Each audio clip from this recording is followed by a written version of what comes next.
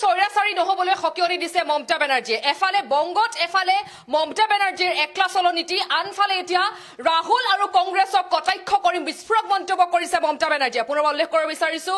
ৰাহুল গান্ধী আৰু কংগ্ৰেছক এতিয়া ক্ষুৰধাৰ সমালোচনা কৰিছে মমতা বেনাৰ্জীয়ে এতিয়া সমালোচনা কৰিছে এফালে যদি চাবলৈ যাও পশ্চিম বংগত মমতা বেনাৰ্জীৰ একলা চলনীতি আৰু আনফালে ৰাহুল গান্ধী আৰু কংগ্ৰেছক কটাক্ষ কৰিছে মমতা বেনাৰ্জী আমি জনাই যাবলৈ বিচাৰিছো কংগ্ৰেছক সৈৰাচাৰী নহবলৈ সকিয়নি দিছে মমতা বেনাৰ্জী বিজেপিৰ বিৰুদ্ধে যুঁজিবলৈ যদি কোনোবাই পাৰে তেনেহলে কিয়া টিএমসিহে পাৰে বুলি মন্তব্য কৰিছে মমতা বেনাৰ্জী আমি জনাই যাবলৈ চেষ্টা কৰিছো আৰু আমাক নুকুৱাকৈ নজনোৱাকৈ ভাৰত জোৰো যাত্ৰা কৰিলে ৰাহুল গান্ধীয়ে যে এই বুলি বিস্ফোৰক মন্তব্য কৰিছে মমতা বেনাৰ্জী সমান্তৰালকৈ মমতা বেনাৰ্জীয়ে মন্তব্য কৰিছে যে বিজেপিৰ বিৰুদ্ধে যুঁজিবলৈ যদি কোনোবাই পাৰে তেনেহলে কিয়া অকল টিএমসিহে পাৰে বুলি মন্তব্য কৰিছে কংগ্ৰেছক সৈৰাচাৰী নহবলৈ সকিয়নি দিছে মমতা বেনাৰ্জী আমি জনাই যাবলৈ বিচাৰিছো এটা অতি গুৰুত্বপূৰ্ণ খবৰ তাৰ উপৰি ৰাহুল গান্ধীক কটাক্ষ কৰি মন্তব্য কৰিছে যে যেতিয়াই নিৰ্বাচন আহে তেতিয়াই ৰাহুল গান্ধীয়ে ফটোশ্বুট কৰিবলৈ পশ্চিম বংগলৈ আহে বুলি মন্তব্য কৰিছে মমতা বেনাৰ্জীয়ে তাৰ পিছত কৈছে যে আজিলৈকে চাহ একাপো বনাই পোৱা নাই নিৰ্বাচন আহিছে বাবে এতিয়া চাহৰ দোকানত গৈ চাহ বনোৱাৰ ফটোশ্বুট কৰে বুলি কৈছে ৰাহুল গান্ধীয়ে এতিয়া চাহ বনোৱাৰ ফটোশ্বুট কৰে বুলি কৈছে তাৰ উপৰি কৈছে যে যেতিয়াই নিৰ্বাচন আহে তেতিয়াই ৰাহুল গান্ধীয়ে পশ্চিম বংগলৈ আহে আৰু পশ্চিম বংগলৈ আহি ফটোশ্বুট কৰে বুলি মন্তব্য কৰিছে মমতা বেনাৰ্জীয়ে ৰাহুলে আসলতে মুছলমানক উচতনি দিবলৈ পশ্চিম বংগলৈ আহিছে কিন্তু আমাৰ মুছলমানসকলে ৰাহুলৰ উচতনি নুশুনে বুলি মন্তব্য কৰিছে মমতা বেনাৰ্জী আমি জনাই যাবলৈ বিচাৰিছো ৰাহুল গান্ধীয়ে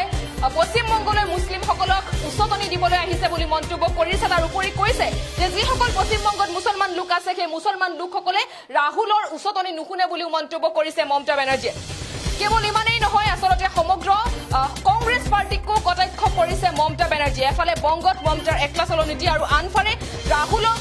আৰু কংগ্ৰেছক ক্ষুৰধাৰ সমালোচনাৰ উপচাই পেলাইছে এতিয়া মমতা বেনাৰ্জী আমি জনাই যাবলৈ বিচাৰিছো কংগ্ৰেছক সৈৰাচাৰী নহবলৈ সকিয়নি দিছে মমতা বেনাৰ্জীয়ে কি কৈছে শুনাবলৈ বিচাৰিছো আমরা কংগ্রেসকে বলেছিলাম 300 আসন একা লড়ো আমরা সবাই মদত করব আর 243টা আসন সব রিজিওনাল পার্টিকে দিয়ে দাও যারা যেখানে স্ট্রং তারা লড়ুক সেখানে তুমি মাতব্বরি করবে না হলো না প্রথমেই চলে এলো বাংলায় ভাবলো এখানে মুসলিমদের একটু সুরসুরি দিই প্রথমেই চলে এলো বাংলায় অর্থাৎ হিন্দুরা দিচ্ছে সুরসুরি হিন্দুদের দিচ্ছে সুরসুরি বিজেপি আর কংগ্রেস সিপিএম দিচ্ছে সুরসুরি মুসলিমদের ও করবে হিন্দু আর ও করবে মুসলিম আর আমরা হিন্দু মুসলিম শিখ খ্রিস্টান হয়েও আমরা সব বাদ এটা হতে পারে না শুনুন এখনো হিম্মত করে বলি লড়তে যদি পারে বিজেপিকে কেউ বাংলা পারে তৃণমূল কংগ্রেস পারে আর আমরাই পারি সমস্ত রিজিওনাল পার্টিকে ঐক্যবদ্ধ করে এক জায়গায় দাঁড়াতে কংগ্রেস তুমি তো একা পারবে না তুমি 40টা সিট পাবে কিনা আমরা জানি না সারা ভারত 300টা সিট লড়ে আজ তোমাদের এত অলংকার আমি নাই বা কিছু চাইলাম তাও আমি বলেছিলাম 2টো সিট তোমাদের দেবো তোমাদের জিতিয়েও দেবো বললো হবে না আমি বললাম কটা চাই 42টা আচ্ছা 42টাই নিয়ে নাও রিজেক্টেড তারপর থেকে আমার সাথে কোনো সম্পর্ক নেই কথাও হয়নি বাংলায় প্রোগ্রাম করতে এসেছি আমরা নাকি ইন্ডিয়ান অ্যালায়েন্স ইতিমধ্যে মমতা বেনাৰ্জীয়ে কি মন্তব্য কৰিছে মমতা বেনাৰ্জীয়ে এখন জনসভা সম্বোধন কৰি তাত স্পষ্টকৈ মন্তব্য কৰিছে যে কংগ্ৰেছক সৈৰাচাৰী নহবলৈ সকিয়নি দিছে এতিয়া মমতা বেনাৰ্জীয়ে বিজেপিৰ বিৰুদ্ধে যুঁজিবলৈ যদি কোনোবাই পাৰে তেনেহলে সেয়া অকল টিএমসিহে পাৰে বুলি মন্তব্য কৰিছে মমতা বেনাৰ্জীয়ে তাৰ উপৰি যেহেতু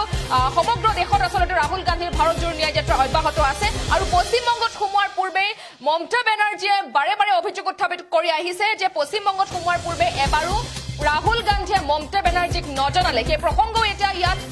উকমুকনি লোৱা দেখিবলৈ পোৱা গৈছে মমতা বেনাৰ্জীয়ে মন্তব্য কৰিছে যে আমাক নজনোৱাকৈ আমাক নুকুৱাকৈ ভাৰত জোৰো যাত্ৰা কৰিলে ৰাহুল গান্ধীয়ে এতিয়া এই বুলি কৈছে তাৰ উপৰি কৈছে যে কংগ্ৰেছে মুছলমানক লৈ ৰাজনীতি কৰে আমি জনাই দিবলৈ বিচাৰিছো বিজেপিয়ে হিন্দুক লৈ ৰাজনীতি কৰে আৰু কংগ্ৰেছে মুছলমানক লৈ ৰাজনীতি ৰাজনীতি কৰে বুলি বিস্ফোৰক মন্তব্য কৰিছে মমতা বেনাৰ্জীয়ে। তাৰোপৰি কৈছে যেহেতু সমাগত 2024 লোকসভা নিৰ্বাচন আৰু সেই নিৰ্বাচন যেতিয়াই আহে তেতিয়াই ৰাহুল গান্ধীয়ে ফটোশ্বুট কৰিবলৈ পশ্চিমবংগলৈ আহে আৰু যিয়ে আচলতে আজিলৈকে ৰাহুল গান্ধীয়ে চাহ বনাই পোৱা নাই বুলি মন্তব্য কৰিছে। আজিলৈকে ৰাহুল গান্ধীয়ে চাহ বনাই পোৱা নাই, কিন্তু নিৰ্বাচন যেহেতু আহিছে অৰ্থাৎ নিৰ্বাচন যেহেতু সমাগত সেইবাবে এতিয়া ৰাহুল গান্ধীয়ে চাহ বনাবলৈ লৈছে বুলি কৈছে। তাকো চাহ বনাবলৈ ফটোশ্বুট কৰে বুলিও মন্তব্য কৰিছে মমতা বেনাৰ্জীয়ে। ৰাহুল আহিছিল পশ্চিমবংগলৈ কেৱল মুছলমান লোকসকলক উচতনি দিবলৈ, কিন্তু মুছলমানে ৰাহুলৰ উচতনি নুশুনে বুলিও মন্তব্য কৰিছে মমতা বেনাৰ্জীয়ে। কেৱল ৰাহুলকেই নহয় সমগ্ৰ কংগ্ৰেছ পাৰ্টিটোকো কটাক্ষ কৰিছে মমতা বেনাৰ্জীয়ে। যদি আমি প্ৰথম ভাগত চাবলৈ যাওঁ, প্ৰথমে বংগত মমতা বেনাৰ্জীয়ে একলাচলৰ নীতি আৰু আনফালে কিন্তু ৰাহুল আৰু কংগ্ৰেছক পুৰধাৰ সমালোচনা কৰিছে মমতা বেনাৰ্জীয়ে। কংগ্ৰেছে 300টা সিটত নিৰ্বাচন খেলে, কিন্তু 300টা সিটৰ ভিতৰত কংগ্ৰেছে 40খন সিট জিকিবনে নাই তাৰ আশা নাই বুলি কৈছে। জিকিবনে আশা নাই বুলিও কৈছে। এতিয়া আসন ভাগ বতৰাক লৈ এতিয়া মন্তব্য কৰিছে মমতা বেনাৰ্জীয়ে। যিহেতু কংগ্ৰেছে 300খন সিটত নিৰ্বাচন খেলিব বুলি কৈছে, কিন্তু 300খন সিটৰ ভিতৰত কংগ্ৰেছে 40খন সিটত জিকিবনে নাই বুলিও এতিয়া উপলুঙা কৰা দেখিবলৈ পোৱা গৈছে। আমি জনাই যাব বিচাৰিছো কংগ্ৰেছে মুছলমানক লৈ ৰাজনীতি কৰে আৰু বিজেপিয়ে হিন্দুক লৈ ৰাজনীতি কৰে বুলি মন্তব্য কৰিছে মমতা বেনাৰ্জীয়ে।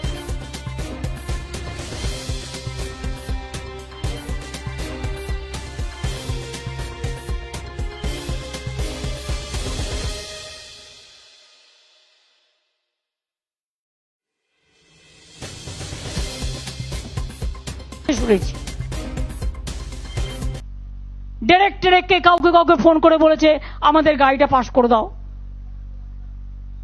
আমাকে একবারের জন্য জানায়নি, আমি জানতেই পারিনি।